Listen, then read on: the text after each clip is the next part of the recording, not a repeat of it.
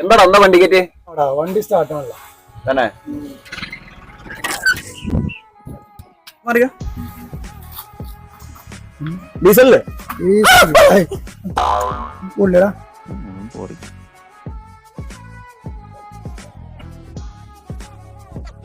Hello, മഞ്ചേരിക്കോ?